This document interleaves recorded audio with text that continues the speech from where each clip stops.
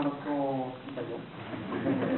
Je voulais juste dire que si la situation d'aujourd'hui est arrivée à ce point-là, c'est parce que ça fait 10 ans des politiques des privatisations de l'enseignement supérieur, ça fait 10 ans que le gouvernement à l'échelle européenne s'attaque aux universités. Ça s'appelle le processus de Bologne.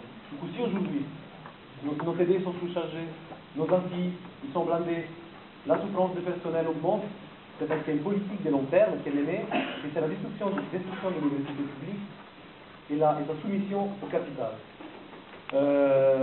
Si on est là, je pense qu'on est tous là, pas seulement pour la question des 106 millions, mais pour les proposer un autre modèle d'université, et c'est à nous de le faire parce que c'est nous, les étudiants tous les jours ici, et c'est au personnel qui tous les jours ils sont ici, et ils souffrent.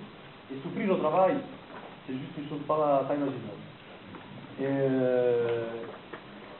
Et il y a un autre souci, c'est que ça, en fait, ces politiques, elles ont mené à une situation de sous-financement chronique des universités, parce que les sous, ils sont donnés au privé. Et du coup, en fait, ce que nous avons proposé, c'est des revendications claires. Ça doit être le retour à un concept d'université publique qui soit financé à l'auteur de ses besoins. Ce qui devient, c'est tout ce qu'ils ont dit les camarades d'avant, ça veut dire en fait pas seulement les 136 millions, mais tout ce qui a été coupé bien avant et tout ce qui sera coupé dans le futur. C'est vraiment un modèle d'université là qui se pose et dont nous devons discuter. Du coup, remise en discussion du crédit pour recherche, il doit être réorienté totalement au profit des étudiants et des personnels et de la recherche universitaire, la remise en question des idées, les cadrages budgétaires et pédagogiques des diplômes, parce qu'il faut finir avec la concurrence entre les diplômes et entre les universités, comme il le disait tout à l'heure M. Stephenson.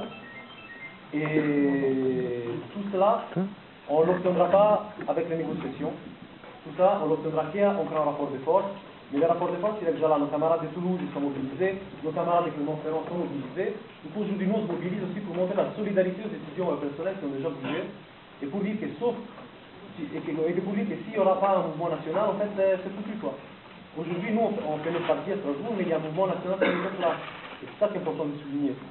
Pas de négociation, créons un rapport de force et appelons à cette journée nationale le 27 janvier.